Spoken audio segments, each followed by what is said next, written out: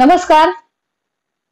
Thumbnail पाहताय त्याच विषयावरती महत्वपूर्ण अतिशय उपयुक्त असा टेट 2025 पवित्र पोर्टल शिक्षक भरती पोर्टलवरती रजिस्ट्रेशन सुरू होणार आहे आणि त्या संदर्भात उमेदवारांमध्ये बराच संभ्रम आहे. मग ते समांतर आरक्षणाचे सर्टिफिकेट्स असतील आणि सोबतच नॉन क्रिमिनल बाबतची एलिजिबिलिटीची मुदत किती, हा जर तुमच्या मनामध्ये प्रश्न असेल, तुमच्या एखाद्या कोणत्याही मित्रमैत्रिणीचा, भावी शिक्षकांचा जर मनातला संभ्रम असेल, तर या व्हिडिओच्या माध्यमातून दूर झाल्याशिवाय राहणार नाही. शेवटपर्यंत पहा, पुराव्यासहित तुम्हाला दिलं जाणार आहे सर्वच मार्गदर्शन. मित्रांनो, चॅनलला नवीन असेल तर सबस्क्राईब करा, नोटिफिकेशन ऑन करून ठेवा आणि हो, आपलं व्हॉट्सअप टेलिग्राम जॉईन करा. या व्हिडिओच्या डिस्क्रिप्शन बॉक्समध्ये लिंक आहे आणि तुमचं एक सबस्क्राईब आज लढण्यासाठी, तुमच्या हक्कासाठी बळ देते आणि असंच तुमचं सहकार्य राहू द्या, याच अपेक्षेसह मी ऍडव्होकेट प्राध्यापक बालुशा माने विषयाला सुरुवात करूया. कारण याच विषयामुळे बऱ्याच उमेदवारांकडून पैसे उकळले जातात आहे की एलिजिबिलिटीची मुदत वाढवून देण्यासाठी आम्हाला एवढे पैसे द्या, आम्ही तुमचं काम करू. मग ते समांतर आरक्षणाचं सर्टिफिकेट असू दे किंवा नॉन क्रिमिनलच असू दे. तर ती सत्यता काय आहे, असे गोंधळ कोण घालतंय आणि कशासाठी घालतंय, सविस्तर चर्चा पुराव्यासकट आपण या व्हिडिओमध्ये करणार आहोत. सुरुवात करूया, शेवटपर्यंत पाहाल, त्याशिवाय तुमचा हा मुद्दा क्लिअर होणार नाहीये. मित्रांनो, टेट 2025 पोर्टल शिक्षक भरती संदर्भात नुकताच निकाल लागलेला आहे आणि आता पोर्टलवरती रजिस्ट्रेशन सुद्धा सुरू होईल. त्याच्या सोबत 14 मे 2025 पर्यंत उमेदवारांना फॉर्म भरण्याची संधी दिली होती आणि तोपर्यंत उमेदवारांनी NCL काढावं किंवा वेगवेगळे जे सर्टिफिकेट आहेत त्याचा जे लाभ घेणार आहे ते सर्टिफिकेट काढावं असं अपेक्षित होतं.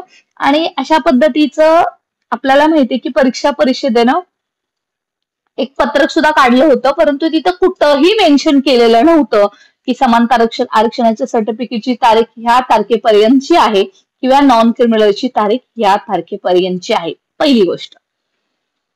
दुसरी आणि सर्वात महत्वाची गोष्ट की याची एलिजिबिलिटी किती असावी, याच्या संदर्भात मुदत वाढ मिळावी की मिळू नये, या संदर्भात मंत्रालयामध्ये शिवनिटी फाउंडेशनच्या माध्यमातून मी स्वतः फॉलोअप घेतलेला आहे. सचिव आणि उपसचिवांची स्वतः बोललेली आहे.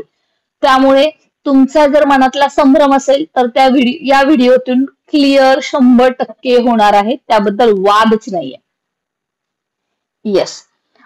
नेक्स्ट, आता जे समांतर आरक्षण आहे आणि नॉन क्रिमिनलची एलिजिबिलिटी आहे ती 2022च्या भरती संदर्भात कसं होतं त्याच्या संदर्भातला आपण समजून घेऊया. व्हिडिओ कदाचित थोडाफार मोठा होऊ शकतो पण डाऊट नक्की क्लिअर होतील. 2022च्या भरतीच्या वेळेस काय झालं होतं मित्रांनो, त्यावेळेस प्रोफेशनल आणि एज्युकेशनल जे काही बेसिक एज्युकेशन आहे, प्रोफेशनल क्वालिफिकेशन म्हणजे DED, BEd, BPEd, MPEd जे काही एज्युकेशन असतं आणि एज्युकेशन क्वालिफिकेशन याची तारीख दिली होती ती 12 फेब्रुवारी 2023. आणि जे बाकीचे सर्टिफिकेट्स आहेत त्याच्यामध्ये समांतर आरक्षण असेल, त्याच्यामध्ये NCL असेल, मी तुम्हाला रिझर्वेशन सर्टिफिकेटचं बोलत नाहीये, जे काय आपण कास्ट सर्टिफिकेट वगैरे असतं ते बोलत नाहीये. मी तुम्हाला फक्त हे जे थंबनेल वरती दिसतंय ना त्या 2 बाबतीमध्ये डिटेलमध्ये बोलते. इव्हन इन्क्लुडिंग डोमासाईल सुद्धा तुम्ही याच्यामध्ये कन्सिडर करू शकता. तर हे जे सर्टिफिकेट आहे त्याची तारीख मात्र जेव्हा रजिस्ट्रेशन सुरू झालं होतं तोपर्यंत दिली होती 30 सप्टेंबर 2023. जवळपास 6 महिन्याचा जो हा फरक आहे तोपर्यंत त्या उमेदवारांना संधी मिळाली होती. तोपर्यंत त्यांनी ते हे सर्टिफिकेट्स आहे काढायचे होते आणि अपलोड करायचे होते. आणि त्याच्या पुढचा विटनेस म्हणजे मी स्वतः आहे. मी स्वतः त्याच्यानंतर म्हणजे फॉर्म भरणं रजिस्ट्रेशन झाल्यानंतर हे सर्टिफिकेट काढलं होतं. कारण तुमच्या सर्वांच्या माहितीसाठी सांगायचं म्हणजे तेव्हा EWS आलं होतं आणि EWS नंतर एप्रिल महिन्यामध्ये ते इनव्हॅलिड होतं. सगळ्यांना माहिती आहे, मार्चमध्ये नवीन एप्रिल जेव्हा अर्थसंकल्पीय वर्ष सुरू होतं तेव्हा मात्र नवीन EWS काढायचं होतं. तेव्हा मी EWS मधून फॉर्म भरला होता आणि मी स्वतः नंतर काढलं होतं आणि ते एलिजिबल झालं होतं. आतापर्यंत जो तुमच्या मनामध्ये संभ्रम आहे की तारीख किती असावी, किंवा ज्यांनी 14 मे 2025च्या अगोदर काढलेलं आहे त्यांचं असं म्हणणं आहे की आम्ही एवढे पैसे देऊन सर्टिफिकेट काढलं किंवा ती घाई केली आणि आता नंतर जे सर्टिफिकेट आहे काढत आहेत त्यांना संधी मिळू नये, असंही त्यांची म्हणणं आहे की उमेदवार शेवटपर्यंत किती सर्टिफिकेट काढतील, मग ते इन होतील, मग मेरिटवरती फरक पडेल. त्यांना सर्वांना मला एकच गोष्ट सांगायची, मित्रांनो हे लक्षात घ्या, नॉन क्रिमिनल असेल किंवा समांतर आरक्षणाचं कोणतंही सर्टिफिकेट असेल, त्या सर्टिफिकेटसाठी मुदतवाढ हे तुम्ही द्या म्हणून भेटत नाहीये, मी मागते म्हणून भेटत नाहीये, ती नियमानुसार भेटते. त्याच्या संदर्भातलं शुद्धीपत्रक सुद्धा आपण या व्हिडिओमध्ये पाहणार आहोत, पुरावे सुद्धा तुम्हाला दिलेले आहेत. पण हां, एक गोष्ट आहे की याच्यासाठी आपल्याला मागणी करावी लागते आणि शिवयुनिटीच्या फाउंडेशनच्या माध्यमातून मागणी सुद्धा केलेली आहे, ते सुद्धा आपण लेटर पाहणार आहोत. किती दिवसाची मुदत मिळणार आहे, किती दिवसाची मुदत मिळू शकते, त्याच्यामध्ये कोणत्या सर्टिफिकेटसाठी मुदत मिळू शकते, किंवा उद्या आता TET होते 23 नोव्हेंबरला, उद्या कोणीतरी येऊन सांगेल की TET सर्टिफिकेट मी पास झालेली आहे आणि पोर्टल रजिस्ट्रेशन जर तेव्हा सेल्फ सर्टिफायची जर तोपर्यंत जर मुदत मिळाली तर मग ती ॲड करू शकते का, या संदर्भातला सगळा तुमचा संभ्रम दूर होणार आहे. मित्रांनो हे लक्षात घ्या, जे तुमचं एज्युकेशन क्वालिफिकेशन असतं ना आणि प्रोफेशनल क्वालिफिकेशन असतं ना, ते मात्र ग्राह्य धरलं जातं जेव्हा तुम्ही फॉर्म भरता. मग त्याच्यामध्ये DED, BEd, MPEd, BPEd हे सर्व क्वालिफिकेशन, त्याचबरोबर जे काही तुमचं बेसिक ग्रॅज्युएशन, पोस्ट ग्रॅज्युएशन, 12वी जे काही असेल ते, आणि TET, CTET 1, 2 जे काही असेल ते, हे सर्व जे तुमचं क्वालिफिकेशन आहे ना, ते मात्र तुमचं जेव्हा तुम्ही फॉर्म भरलेला आहे तेव्हाचं ग्राह्य धरलं जाणार आहे, विथ जे तुमचं सर्टिफिकेट आहे ते, म्हणजे कास्ट सर्टिफिकेट, ज्या कास्टचा तुम्ही बेनिफिट घेणार आहात ते सुद्धा फॉर्म भरण्याच्या पूर्वीच असावं. परंतु हे जे एलिजिबिलिटी सर्टिफिकेट्स आहेत ना, नॉन क्रिमिनल आणि समांतर आरक्षणामध्ये जेवढ्या कॅटेगरी येतात तेवढे सर्टिफिकेट आहेत, ते तुमचं जेव्हा तुमचं पोर्टलवरती रजिस्ट्रेशन सुरू होईल ना तोपर्यंत तुमचं ग्राह्य धरलं जातं. आता याच्या संदर्भातले तुम्हाला लास्ट टाइम मी स्वतः पुरावा दिलेला आहे. महिला आरक्षणचं सर्टिफिकेट मी काढलं होतं, EWSचं सर्टिफिकेट काढलं होतं आणि मी तो बेनिफिट घेतला होता. तेव्हा बाकी कुठे दुसरीकडे जायची गरजच नाही आहे. आणि आता आपण पाहूया की जो काही मुद्दा चालू आहे, जे काही उमेदवारांकडून पैसे काढले जातात आहे, नॉन क्रिमिनलची मुदतवाढ वाढवण्यासाठी आम्हाला 5,000 द्या, 10,000 द्या, आम्ही मंत्रालयात जाऊ, तुमचा फॉलोअप घेऊ, आम्ही तुमचा मुद्दा लावू, त्या सर्वांसाठी मात्र इथून मी त्यांच्या संदर्भातले तुम्हाला पुरावे देणार आहेत. भूकंपग्रस्त, प्रकल्पग्रस्त किंवा कोणतंही जे काही सर्टिफिकेट असेल ज्यांनी आत्तापर्यंत काढून ठेवलं नाही, तुम्ही तो काढून ठेवा, तुम्हाला त्याचा 100% लाभ होईल. परंतु अजून एक लक्षात घ्या, परंतु जेव्हा तुम्ही फॉर्म भरलेला आहे तेव्हा तुम्ही येस केलं असेल तरच तुम्हाला ते आता अटॅच करता येणार आहे. फॉर्म भरताना जर तुम्ही नो केलं असेल आणि आता तुम्ही सर्टिफिकेट काढायला जाल तर मात्र तुम्हाला ते इनव्हॅलिड असणार आहे, तुम्हाला ते अटॅच करता येणार नाही. कारण जेवढी इन्फॉर्मेशन तुम्ही MSCच्या वेबसाईटवरून IBPSचा फॉर्म भरताना भरलेली आहे, त्यातली बरीचशी इन्फॉर्मेशन ॲज इट इज पोर्टलवरती येते. जेव्हा तुम्ही तुमचं रजिस्ट्रेशन करून लॉग इन करणार आहात, रजिस्ट्रेशन नंबर जो काही तुमचा सीट नंबर होता तो टाकणार आहात, तेव्हा तुमचे मार्क्स दिसणार आहे, तुमची रिझर्व्ह कॅटेगरी दिसणार आहे, तुमचं समांतर आरक्षणाचा कोणता लाभ घेणार आहे ते दिसणार आहे. सर्व इन्फॉर्मेशन तुमची तिथं रिफ्लेक्ट होणार आहे. फक्त तुम्हाला नावामध्ये स्पेलिंगमध्ये काही बदल असेल तो फक्त तुम्हाला याच्यामध्ये चेंज करता येऊ शकणार आहे. मार्क्ससुद्धा तुमचे ॲज इट इज तिथं रिफ्लेक्ट होणार आहेत, हे लक्षात ठेवा. त्यामुळे जर तुम्ही एस केलं असेल तर सर्टिफिकेट काढून घ्या. याला कोणी कितीही विरोध करू देत, काही करू देत, काल या संदर्भात जवळपास 15 ते 20 मिनिटं फक्त याच विषयावरती मंत्रालयात मी स्वतः चर्चा केली आहे, व्यवस्थित मुद्देसूद सांगितलेलं आहे. त्यामुळे ज्यांनी अगोदर काढलंय ना, तुमच्या मनाला जरी हा व्हिडिओ हिट होत असेल किंवा तुम्हाला वाटत असेल की याच्यामुळे अजून कॉम्पिटिशन वाढते, तर मित्रांनो ज्याचा हक्काचं आहे त्याला मिळू द्या.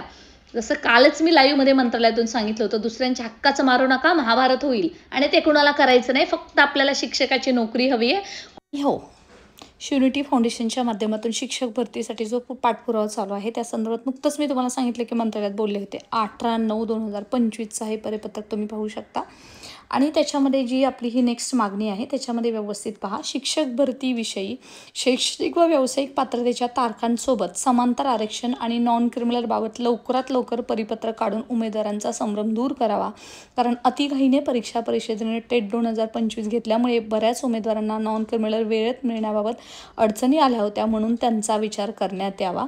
आणि याच्यासोबतच आपण जोडलेले आहेत 3 परिपत्रक आणि त्यासोबत 2023चं शुद्धीपत्रक. आता ते पत्रक काय बोलतं तेही आपण पाहूया. त्याच्या अगोदर हे पत्रक काय बोलतं पाहूयात. बघा, विमुक्त जाती, भटक्या जमाती, इतर मागासवर्गीय आणि विशेष मागास प्रवर्गातील उन्नत व प्रगत व्यक्ती गटात मोडत नसल्याबाबतची पडताळणी करण्यासाठी उमेदवाराची वित्तीय वर्षातील नॉन क्रिमिनल प्रमाणपत्र गृहीत धरण्याबाबत थोडक्यात त्यांनी या पत्रकाद्वारे एक शुद्धीपत्रक काढलेलं आहे. त्याच्यामध्ये त्यांनी हेच सांगितलेलं आहे की एखाद्या पदाकरता अर्ज दाखल करण्याची स्वीकारण्याची अंतिम तारीख किंवा त्या पदाकरता निश्चित करण्यात आलेली विशिष्ट निर्णायक तारीख ही संबंधित उमेदवार उन्नत व प्रगत व्यक्तिगटात मोडत नसल्याबाबतची पडताळणी करण्यासाठी गृहीत धरण्यात यावी, हे लक्षात घ्या. उक्त परिच्छेद 2 सबसेक्शन 3 मध्ये सुधारणा करण्यात येत असून सदरहू परिच्छेद 2 सबसेक्शन 2(3) खालीलप्रमाणे वाचावा. संबंधित उमेदवार उन्नत आणि प्रगत व्यक्तिगटात मोडत नसल्याबाबतची पडताळणी करण्यासाठी त्या उमेदवाराचे वित्तीय वर्षातील नॉन क्रिमिनल प्रमाणपत्र गृहीत धरण्यात यावं. मला असं वाटतं हा मित्रांनो पुरावा खूप महत्त्वाचा आहे आणि त्याची तारीख आहे 17 फेब्रुवारी 2023. त्यामुळे नॉन क्रिमिनलबाबतचा जो तुमचा कोणताही संभ्रम असू दे तो तुमचा या व्हिडिओमध्ये दूर झालाच असेल. तुमचं जेव्हा रजिस्ट्रेशन सुरू होणार आहे, आता वर्षाचं एलिजिबल करणार नाही तोपर्यंत ती नॉन क्रिमिनलची तारीख तुम्हाला ग्राह्य धरली जाते. गेल्या शिक्षक भरतीमध्ये सुद्धा धरली होती आणि यावेळेस धरली जावी यासाठी सुद्धा आपण मागणी केलेली आहे. जी गोष्ट संविधानिक आहे, योग्य आहे, ती मागणी 100% आपण करू. त्याला कोणी कितीही विरोध केला तरी.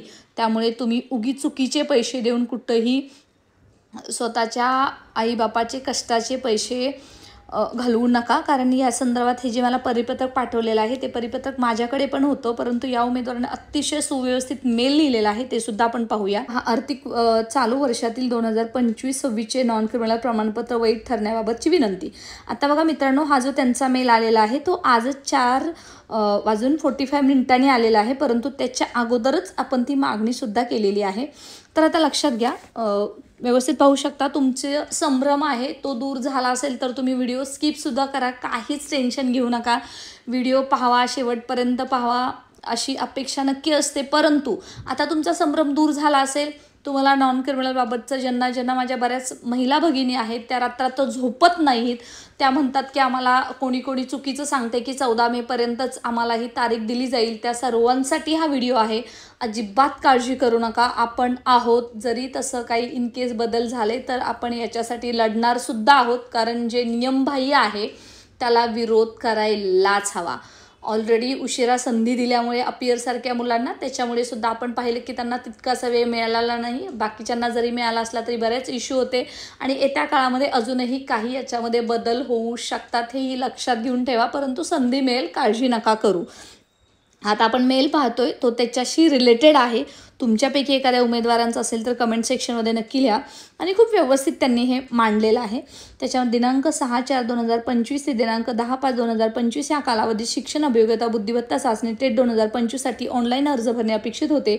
सदर ऑनलाईन अर्जासोबत नॉन क्रिमिनल प्रमाणपत्र सोडणे बंधनकारक करण्यात आले होते. त्यांना मला सांगायचं की असं कुठंही लिहिलं नव्हतं की नॉन क्रिमिनल प्रमाणपत्र हे त्यावेळेस फक्त तुम्ही MCL येस नो करायचं होतं. तिथं कुठंही तुमच्याकडून सर्टिफिकेट मागितलेलं नाही आहे. IBPAच्या वेबसाईटवरती मीही फॉर्म भरलेला आहे, ज्यांनी फॉर्म भरलेला आहे त्या सर्वांनी तिथं तुम्हाला अटॅचमेंट करायचं होतं किंवा अटॅच करायचं होतं किंवा तुम्हाला टोकनसुद्धा अटॅच करायचं होतं. परंतु तुम्ही येस जरी केलं असेल तरी तुम्ही आता ते तुम्ही जोडू शकता. बंधनकारक नव्हतं, हे मला अजून एकदा क्लिअर करायचं आहे. मात्र या कालावधीत अनेक उमेदवारांच्या जवळ आर्थिक वर्ष 2025-26चे नॉन क्रिमिनल प्रमाणपत्र उपलब्ध नव्हते. अर्थात कसं शक्य आहे, कारण एप्रिल महिन्यामध्ये हे सुरू झालं आणि 14 मे त्यांनी तारीख दिली आणि परीक्षेचं नोटिफिकेशन अगदी किती कमी वेळामध्ये आले, परीक्षा किती घाईमध्ये झाली हे सर्वांना माहिती आहे. त्यामुळे असणं साहजिकच आहे. अशा नवीन बहुतेक उमेदवार शक्य नव्हते, कठीण होते. परिणामी अनेक उमेदवारांमध्ये संभ्रम निर्माण झाला आणि अनेकांनी अर्ज भरताना संबंधित आर्थिक वर्षाचे प्रमाणपत्र नसतानाही अर्ज भरले. बहुतेक उमेदवारांचा समज असा होता की निकालानंतर होणाऱ्या दस्तावेज पडताळणीच्या वेळी रजिस्ट्रेशन प्रक्रियेत ते आर्थिक वर्ष 2025-26 नॉन क्रिमिनल प्रमाणपत्र सादर करू शकतील. नॉन क्रिमिनल प्रमाणपत्र हे मागील 3 वर्षाच्या उत्पन्नाच्या आधारावर दिले जाते म्हणून केवळ अर्ज भरण्याच्या तारखेपुरतीच त्याची वैधता गृहीत धरणे न्यायसंगत वाटत नाही. बरोबर, अगदी बरोबर. तसेच आपल्याकडून 12/5/2025 रोजी प्रसिद्धीपत्रक निवेदन काढण्यात आले असून त्यानुसार 14 मे 2025 पर्यंत नॉन क्रिमिनल प्रमाणपत्र उपलब्ध नसल्यास देखील पोचपावतीच्या आधारे ते अधिकृत मान्य केले जाईल असे नमूद होते. तरी देखील काही उमेदवारांकडून त्या कालावधीत प्रमाणपत्र सादर करणे शक्य झाले नाही. त्यामुळे अनेक हुशार व आर्थिक दुर्बल मागासवर्गीय उमेदवारांना अन्यायकारक परिणाम होण्याची शक्यता निर्माण झाली आहे. वरील सर्व बाबींच्या पार्श्वभूमीवर महाराष्ट्र शासन इतर मागास बहुजन कल्याण विभागाचा शासन निर्णय जो आता तुम्हाला पाहिलं 17 फेब्रुवारी 2023चा त्याच्यामध्ये नमूद करण्यात आलं आहे की वर्षाचं पूर्ण ग्राह्य धरण्यात यावं. त्यामुळे यांनी विनंती केलेली आहे की टेट 2025 परीक्षेसाठी आर्थिक वर्ष 2025-26 मधील नॉन क्रिमिनल प्रमाणपत्र डॉक्युमेंट पडताळणीच्या वेळी सादर केल्यास ते ग्राह्य धरले जावे. आता याच्यामध्ये तुम्हाला अजून एक सांगते की याच्यामध्ये ते तुम्ही डॉक्युमेंट व्हेरिफिकेशन कधी होतं तर जेव्हा तुमची ऑलरेडी जेव्हा तुम्हाला एखादी शाळा भेटते, जेव्हा तुमची निवड होते आणि नियुक्ती करताना डॉक्युमेंट व्हेरिफिकेशन होतं तोपर्यंत ग्राह्य धरलं जाणार नाही किती वैध असलं तर. परंतु रजिस्ट्रेशन जेव्हा सुरू होईल तोपर्यंत हे प्रमाणपत्र ग्राह्य धरलं जाऊ शकतं जाईलच. याबाबत तात्काळ स्पष्ट अधिकृत प्रसिद्धी निवेदन पब्लिक जारी करून उमेदवारांना मार्गदर्शन करण्यात यावं तसे आपण फाउंडेशनच्या माध्यमातून ऑलरेडी मागणी केलेलीच आहे. विशेषतः आर्थिक दुर्बल परंतु सक्षम हुशार मागासवर्गीय उमेदवारांचे संरक्षण ही बाब लक्षात घेऊन न्यायी व समावेशक निर्णय घेतला जावा जेणेकरून त्यांच्या शिक्षण व करिअरची संधी सर्वांना अन्याय होणार नाही. आणि बघा ह्याच्यामध्ये पूनम मॅडमनी हे मेल केला होता तुमच्या सर्वांसाठी. या तुमच्या सर्वांच्याच भावना असतील. 100% काळजी करू नका. जोपर्यंत रजिस्ट्रेशन होतं तोपर्यंत तुम्ही ज्यांनी अजून काढूनही घेतलं नसेल त्यांनी काढून घ्या. ते वैध धरलं जाईलच, त्याच्याबद्दल वादच नाही आहे. अशाच महत्त्वपूर्ण माहितीसाठी मित्रांनो स्टे कनेक्टेड. आणि आपण फाउंडेशनच्या माध्यमातून जो मंत्रालयात फॉलोअप घेतलेला आहे त्याच्यावरती सुद्धा पत्रक लवकरच निघेल, ते सुद्धा तुम्हाला चॅनलवरती पाहायला मिळेल. त्यामुळे काळजी करू नका. चुकीच्या ठिकाणी कोणालाही पैसे देऊन जर तुमचं म्हणजे हे करण्याचा प्रयत्न करत असेल, मानसिक खच्चीकरण करण्याचा प्रयत्न करत असेल तर अजिबात करू नका. त्यासाठी तुम्ही स्वतः उतरा. कम्युनिटी पोस्ट केलेली आहे. जर तुम्ही नोटिफिकेशन जर या चॅनलचं ऑन केलं तर तुम्हाला कम्युनिटी पोस्ट दिसत जातील. त्याच्यामध्ये डायरेक्ट धडधडीत आपण आरोप केलेले आहेत कारण ते खरे आहेत. उमेदवारांकडून पैसे घेतले जातात, लाखो रुपये जमा केले जातात, परंतु काम तर मात्र कोणच करत नाही आणि पैसे जमा करून कामही होत नाही. जे न्यायालयीन आहे तेच तसं होत राहतं. या संदर्भात मित्रांनो हा व्हिडिओ होता.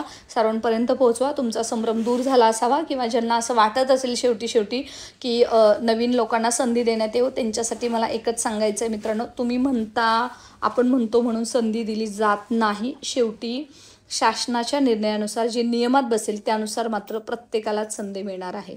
चला मित्रांनो स्टे कनेक्टेड. जय हिंद, जय महाराष्ट्र.